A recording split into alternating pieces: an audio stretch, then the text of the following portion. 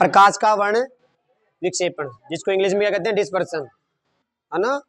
तो देखो क्या होता है कि जब सफेद प्रकाश को प्रिज्म के ऊपर डाला जाता है तो वह अपने 7 रंगों में बढ़ जाता है। प्रकाश की इसी घटना को क्या कहते हैं, वर्ण विक्षेपण कहते हैं। ऐसा इसलिए होता है क्योंकि प्रकाश के जो वर्ण है, वो रंग है, वो आपतित किरण के सापेक्ष विभिन्न कोणों पर, अलग अलग कोणों पर मुड़ जाते हैं, जिसे हम क्या कहते हैं, बैंड कहते हैं, विचलन कहते हैं। और जो हमें वो बैंड प्राप्त होता है उसे क्या कहते हैं, स्पेक्ट्रम कहते हैं। जो सबसे अधिक झुकाव होता है वो किसका होता है, बैंगनी रंग का होता है। और सबसे कम झुकाव कौन होता है, लाल रंग का, जिसकी ट्रे क्या होती है, बोलो क्या होती है, क्या आंसर, ग्योर, ग्योर। वी यानी बोलो वॉयलेट, आई यानी इंडिगो, और बी यानी क्या, जी यानी, वाई यानी, ओ यानी, बिल्कुल, मेरे को तो नहीं पता था, मेरे को तो पता ही नहीं था। आर यानी रेड। सबसे ज्यादा झुकाव बोलो, और सबसे कम झुकाव रेड का होता है। उसके बाद के अंदर इसको सिद्ध करने के लिए न्यूटन ने क्या किया, एक प्रिज्म लिया, और एक प्रिज्म से क्या निकल रहे थे, 7 रंग।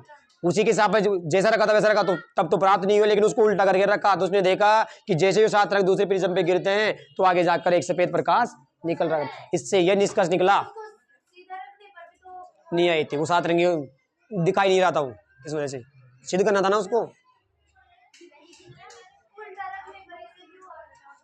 मैं जाके प्रिज्म खोलने गया था मैं। हाँ, इसका निष्कर्ष ये था कि प्रकाश 7 रंगों से मिलकर बना है, और जब सभी 7 रंग मिलते हैं तो कौन सा रंग बनता है, सफेद, यानी सफेद बनता है। यही था, कोई मैच मिस थोड़ी हुआ इसमें, हुआ थोड़ी है। मनीष खड़ा होना एक बार दोबारा खड़ा हो।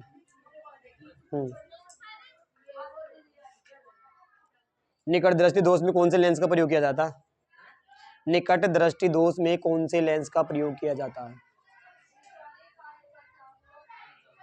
उत्तल का, सही है, हाँ सही बता, शायद सही है ये, शायद माइंड में नहीं, वहां एग्जाम में शायद नहीं चलेगा, शायद लिखेगा तो भी नहीं माने वो तो।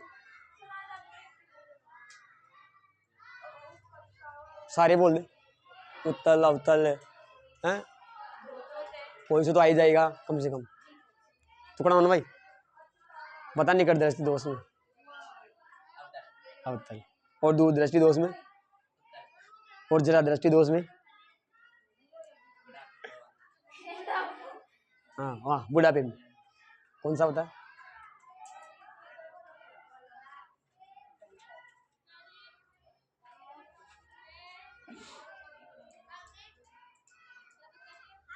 हमारी नेत्र का जो लेंस होता है उसका निकटतम बिंदु कितना होता है, 25 मीटर।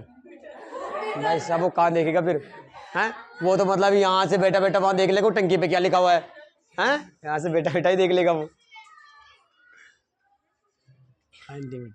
बैठो बैठो बैठो। वर्ण विक्षेपण आ गया, इसमें से एक क्वेश्चन है आएगा, कौन सा आएगा बताओ, वो मेरे को नहीं पता, लेकिन आएगा बस। क्या आएगा, अब इसमें से कौन सा क्वेश्चन बनने के चांस बन सकते हैं, आप बताओ। एक तो वर्ण विक्षेपण की परिभाषा, एक ये, हाँ नहीं, कोई चांस नहीं है उसके, कि न्यूटन के प्रयोग, बिल्कुल, है ना। ये दूसरा इंपॉर्टेंट क्वेश्चन, दूसरा एक ये है, 1 नंबर का, सबसे अधिक झुकाव किस रंग का होता है और सबसे कम झुकाव किस रंग का होता है, बस 2 ही क्वेश्चन इसमें, बाकी क्वेश्चन नहीं है। अगला कौन सा है, इंद्रधनुष बनना ना, वो वर्ण विक्षेपण में, ये तो ऐसे लगा के क्या लिखेंगे, इंद्रधनुष।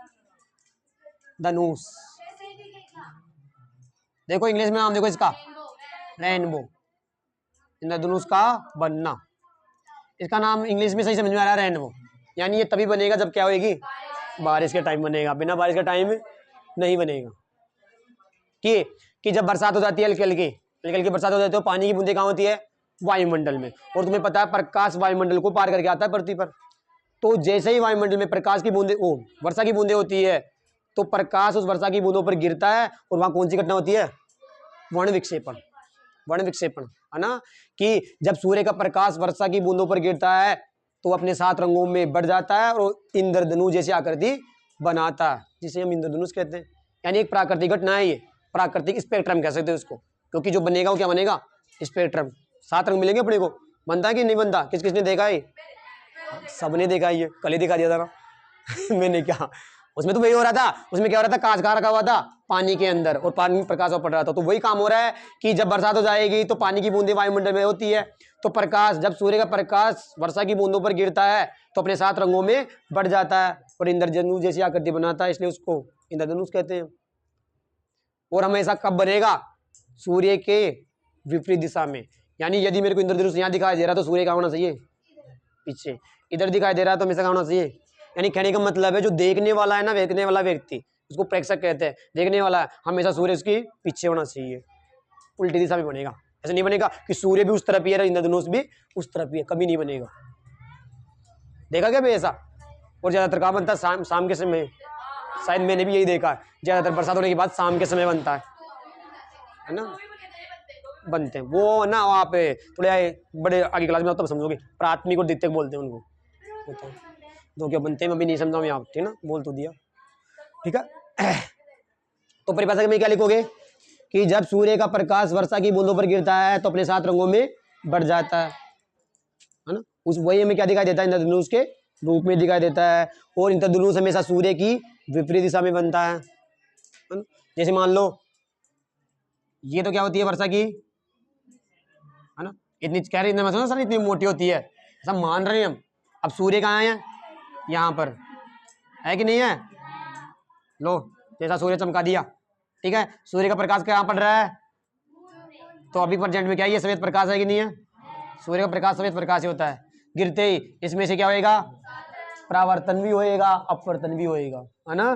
तो ये यहाँ से क्या निकलेंगे, 7 रख लेंगे, मैं 2 ही लिख रहा हूँ, रेड और वी, ऐसे होता है बस फिर तुम्हें ये ऐसे इंद्रधनुष जैसे दिखता, ओ मम्मी ये क्या बन गया, क्या बन गया, इंद्रधनुष बन गया। तो लिखो, जब सूर्य का प्रकाश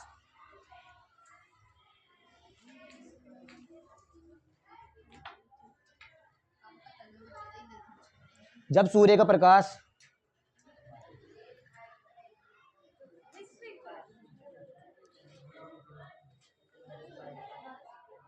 जब सूर्य का प्रकाश वर्षा की बूंदों पर गिरता है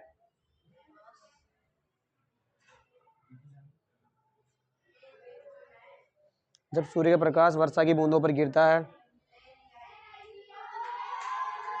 तो अपने 7 रंगों में बढ़ जाता है।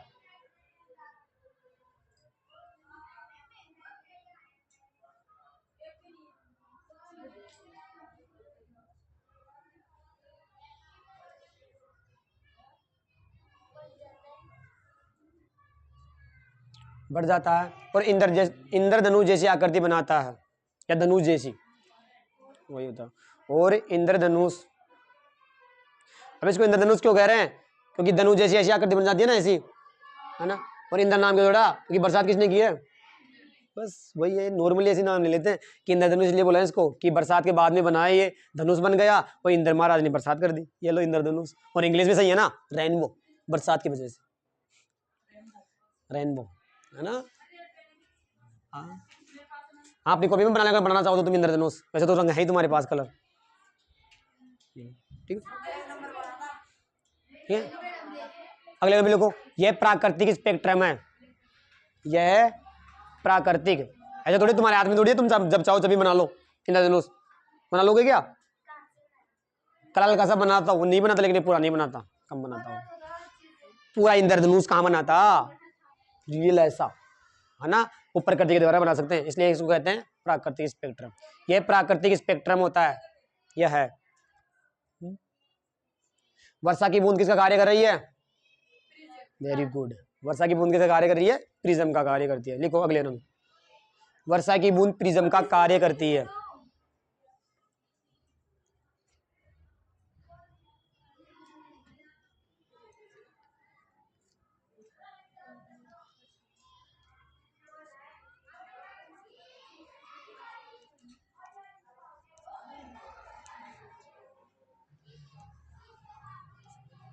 अब देखो इसके अंदर कितनी घटनाएं होगी,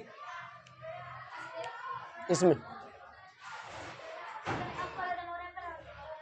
4 घटनाएं इसके में, सबसे पहले होगी अपवर्तन, उसके बाद में परावर्तन, उसके बाद में वर्ण विक्षेपण, उसके बाद में पूर्ण आंतरिक परावर्तन।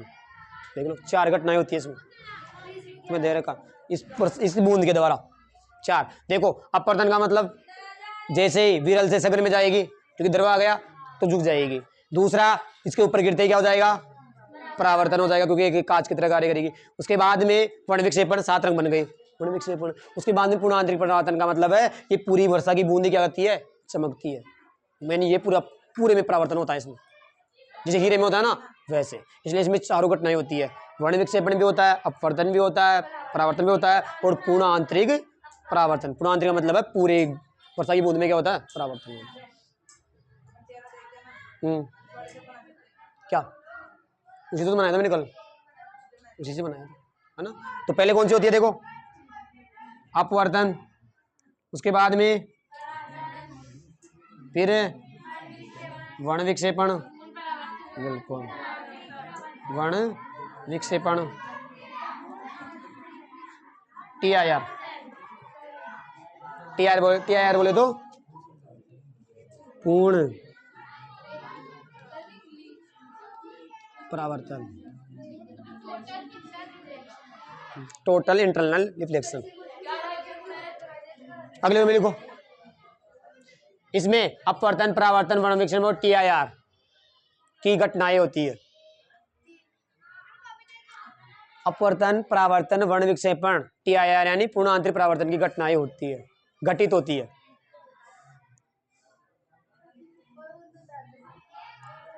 कंपटीशन में बहुत बार एग्जाम में क्वेश्चन रिपीट हुआ साइंस में से ये, कि निम्न में से पूर्ण आंतरिक परावर्तन का उदाहरण है हीरा, सोना, चांदी, या फिर ऑप्शन देता है उसमें हीरा रहता है। या फिर होता है कि हीरा प्रकाश की किस घटना पर कार्य करता है, प्रकाश की किस घटना पर कार्य करता है। वहां परावर्तन भी होता है, अपवर्तन भी होता है ऑप्शन में, पूर्ण आंतरिक परावर्तन भी होता है। ये बहुत बार इंग्लिश में बोल देता है वो, टोटल इंटरनल रिफ्लेक्शन।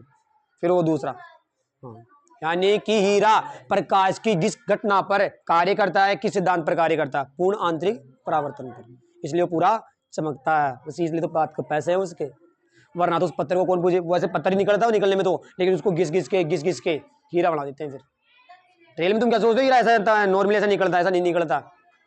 जैसे कोई काली चीज निकलती है ना, काली, वैसे निकलता है। उसके बाद में उसको है ना पॉलिश कर करके ऐसा चमका दिया जाता है, उसके बाद हीरा बनता है वो। कई बार आपने लाइन भी सुनी होगी, क्या लाइनें सुनी होगी कि कोयले की खान से हीरा निकलता है, यानी ऐसा निकलता है, उसके बाद घिस घिस के उसको हीरा बनाते हैं। तो वो स्टूडेंट लाइन पे भी मैच होता है कि जो जितना घिसता है उतना ही चमकता है, हीरे की तरह। यदि हीरे की तरह चमकना है तो पहले घिसना पड़ेगा, घिसने का, है ना। रियल बात है, लाइन मैंने बहुत बार सुनी है, और तुम सुनना भी मोटिवेशन लाइनों में ये बोले जाते हैं कि यदि हीरे की तरह चमकना है तो पहले घिसना पड़ेगा। और घिसने का मतलब तैयारी, मेहनत करते रहो, संघर्ष करते रहो, एक दिन हीरे की तरह चमक जाओगे, सब जानेंगे। ये कौन है, ये 10th क्लास के बच्चे हैं। ये कौन सी क्लास में पढ़ते थे, RKPPS में पढ़ते थे। ये देखो इनका रिजल्ट आज, और रिजल्ट कम रहा, कौन थे, हीरे थे ही नहीं, वो तो कोयले के कोयले थे, कोयले के कोयले ही थे, हीरे कोई नहीं थे, क्योंकि कोई जाने ही नहीं। फिर कोयले को पूछता है क्या, फिर कोई पूछता ही नहीं, फिर रहने दो भाई, कोयला था बस, बात खत्म। और हीरा बन गया तो पूछेंगे कि हाँ क्या, कौन पढ़ाएगा, क्या बात आएगी इसमें, टीचर तो घिस ही सकता है। हाँ, अब तुम चमको नहीं चमको ये तुम्हारे ऊपर है। मैं तो घिस ही सकता हूँ, हाँ मैं तो घिस ही सकता हूँ, बाकी चमकने तुम्हारे ऊपर है ना। अरे मैम देख रहे एक बार, कौन चिल्ला रहे,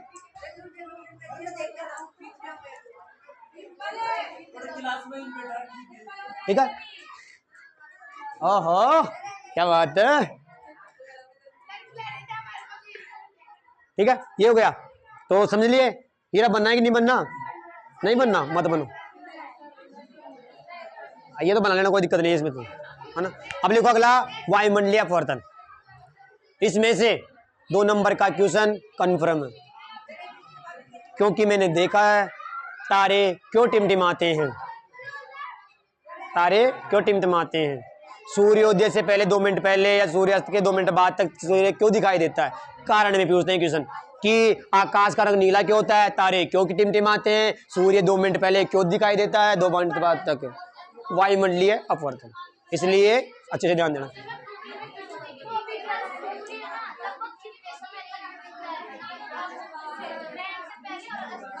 साइंस का थोड़ी है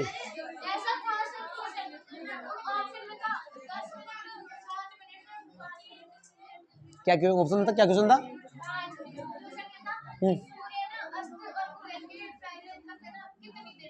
2 मिनट तक, वही तो बोल रहा हूँ मैं। लेकिन कारण पूछेगा वो क्यों दिखाई देता है, कारण पूछेगा।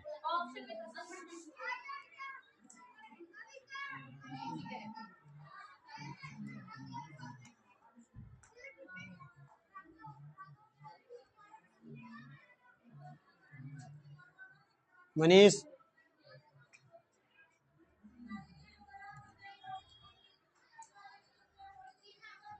देखो, ये वायुमंडलीय अपवर्तन क्यों होता है, क्यों?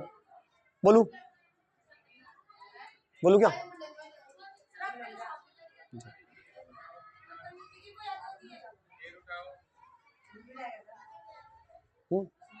तू जा, तेरा काम कर। वायुमंडलीय अपवर्तन क्यों होता है? क्योंकि मैं पता है वायुमंडल कितनी परतों से बना है। वायुमंडल कितनी परतें हैं? कितनी है? कहाँ पढ़ा था? 4। सौम मंडल, सप्ताह मंडल, मध्य मंडल, आयन मंडल, बहिर्न मंडल, 5। क्या बोला मैं? कितनी परतें हैं वायुमंडल की? क्या बोला? और है ना, ठीक है। तो यानी सूर्य का प्रकाश इन सभी परतों को क्या करके आता है, पार करके आता है। लेकिन अब हम पृथ्वी पर रह रहे हैं, तो पृथ्वी पर तुम्हें पता है तीनों माध्यम में ठोस, द्रव्य, गैस, वायु भी है, नहीं है कि वायु? तो वायु का तापमान लगातार बढ़ता और घटता जाता है कि वायु सूर्य का प्रकाश पड़ने पर गर्म होती है, ठंडी होती है, चीजें होती है। तो जैसे ही सूर्य का प्रकाश पड़ता है तो वायु गर्म होकर, तुम्हें पता है चीजें पड़ी होगी तुम्हें 6th 7th में या 7th 8th में, कि गर्म वायु हल्की होकर ऊपर की ओर उड़ती है।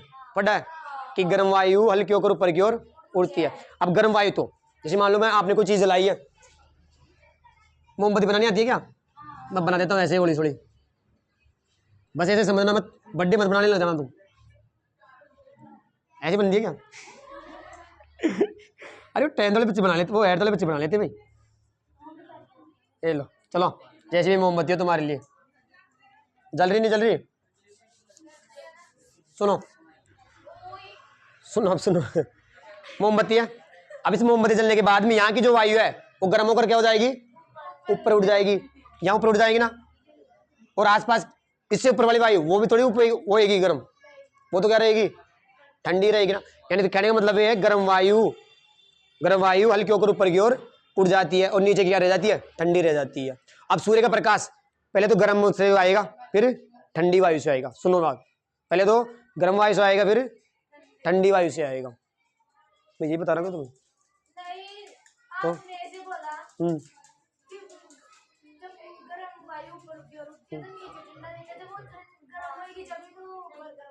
और क्या बोल रहा हूँ मैं, ऊपर गर्म है नीचे ठंडा है, क्या बोला? और सुन तो ले, समझ तो ले। अब सुनो, है ना। तो इस वजह से अब तुम्हें पता है गर्म जो वायु है, अब गर्म होने पे कोई भी चीज के जो कण क्या हो जाते हैं, दूर दूर हो जाते हैं। तो हवा के कण भी क्या हो जाएंगे, दूर दूर। तो वो माध्यम कौन सा बन जाएगा, विरल माध्यम। कौन सा बन जाएगा, विरल। और नीचे कौन सा बन जाएगा, सघन। तो जब प्रकाश की किरण विरल माध्यम से सघन में जाती है तो विलंब की ओर झुक जाती है। तो एक कारण तो ये होता है, ठीक है भाई, वायुमंडलीय अपवर्तन का ये कारण ये होता है। दूसरा कौन सा कारण होता है, एक कारण तो यही होगा ना कि ऊपर तो माध्यम कौन सा हो गया, विरल। अरे गर्म वायु कहां चली गई, हल्की होकर ऊपर की ओर उड़ गई, तो वो माध्यम कौन सा बन गया, विरल। और नीचे कौन सा बन गया, और वो वायुमंडल में वायु नहीं है क्या? वायुमंडल को वायुमंडल क्यों कह रहे हैं, क्योंकि उसमें वायु है। तो ऊपर तो विरल माध्यम बन गया और नीचे, तो जब प्रकाश की किरण विरल माध्यम से संगम में आती है तो विलंब की ओर झुकने लगती है। अब एक कारण है, आप देखना, बहुत बार किसी जलती हुई चीज को देखना, आप देखना ना, ज्यादा आग जल रही है से, फिर उसकी लपटें होती है, तो लपटों के आर पार देखना, दूसरी तरफ तुम देखोगे ना तो तुम्हें धुंधला धुंधला दिखाई देगा, ऐसा आभासी लगता है। उसका एक कारण यही है, क्या होता है वहां, वायुमंडलीय अपवर्तन होता है। पहले तो वायुमंडलीय अपवर्तन के उदाहरण याद रखो तुम, तारों का टिमटिमाना, ठीक है ना। तारों का अपनी वास्तविक स्थिति से ऊपर उठा दिखाई देना, यानी वास्तविक स्थिति में जो होते हैं ना तो हमें थोड़े ऊपर उठे हुए दिखाई देते हैं। वो रियल में तुम देखते हो तारों को तो वो अपनी वास्तविक स्थिति में नहीं है, वो थोड़े ऊपर उठे हुए दिखाई देते हैं तुम्हें। तीसरा होता है कि गर्म वायु से होकर किसी वस्तु को देखने पर हमें आभासी दिखती है। वो गर्म वायु से किसी दूसरी वस्तु को देखने पर हमें वो कैसी प्रतीत होती है, आभासी। और चौथा है इसका कि सूर्योदय से 2 मिनट पहले और सूर्यास्त के 2 मिनट बाद तक सूर्य का दिखाई देना। ये कौन किसकी घटनाएं है, वायुमंडलीय अपवर्तन। तो परिभाषा वायुमंडलीय अपवर्तन की ऐसे करना कि वायुमंडलीय अस्थिरता के कारण, वायुमंडलीय अस्थिरता के कारण होने वाले अपवर्तन को वायुमंडलीय अपवर्तन कहते हैं। ऐसा इसलिए होता है क्योंकि वायुमंडल में वायु होती है तो वायु का तापमान लगातार बढ़ता और घटता जाता है। तो कभी कभी तो विरल माध्यम बन जाता है और कभी सघन। तो प्रकाश किरण जब विरल माध्यम से सघन माध्यम में आ जाती है तो कौन सा अपवर्तन होता है, वायुमंडलीय। वहां अपवर्तन होता है और अभी भी हो रहा है, प्रेजेंट में भी हो रहा है। इसलिए तो पहली घटना कौन सी पढ़ेंगे हम, तारों का टिमटिमाना। तारे क्यों टिमटिमाते हैं, तो पहले तो वायुमंडलीय अपवर्तन की परिभाषा कि वायुमंडलीय अस्थिरता के कारण, कि यानी वायुमंडल में जो वायु है वो अस्थिर नहीं है, कभी गर्म होती है तो कभी ठंडी होती है। इसी स्थिरता के कारण, अस्थिरता के कारण होने वाले अपवर्तन को वायुमंडलीय अपवर्तन कहते हैं। इसलिए आप तो बहुत बार देख लेना, ऐसे आज ही लगा के देख लेना आग, है ना, एक ज्यादा जगह में, इतनी जगह में जलाना आग और ऐसे लपटे उठे ना, फिर लपटों से दूसरी जगह देखना, तुमको आभासी लगेगा कि धुंधला धुंधला, वो आभासी बोलते हैं उसको, यानी कि वस्तु क्लियर दिखाई नहीं दे रही है, आभासी दिखाई दे रही है आपको। और ऐसा ही कब होता है, जब हम तारों को देखते हैं। बिल्कुल, तो वही तो कह रहा हूं कि गर्म वायु हल्की होकर ऊपर उठ जाती है तो वो तो बन जाती है कौन सी, विरल। और ठंडी वाली कौन सी हो जाती है, सघन। क्या, अब तो बोल तो रहा हूं ना, ठंडी के लिए भी तो बोल रहा हूं। तो पहले तो गर्म से आएगा प्रकाश, फिर ठंडी से आएगा, तो गर्म तो विरल हो गई, फिर सघन हो गया वो, इसलिए फिर अपने को आभासी लगती है रियल में। आप उदाहरण के लिए ये देख लो ना कि जब हम पेंसिल को इसमें डाल रहे थे पानी में, तो पेंसिल